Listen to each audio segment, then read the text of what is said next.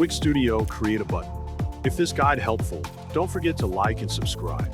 First, open your browser and type in wix.com. Click Login, enter your email address in the provided field, and then click Continue with email to proceed. Once you're on the home page, click Design Site located in the top right corner of the page. Next, click the plus icon to open the Elements menu. Select Button, and then choose the button design you want to use from the available options. Then, click Layout to edit and adjust the layout of your selected button. After that, click the pencil icon labeled Design and edit the design as desired, including colors. Next, click Animation and Effects to add animation to the button you have created. Then, click Link, select web address, and enter the URL you want the button to link to. After setting the link, click Preview located in the top right corner of the editor.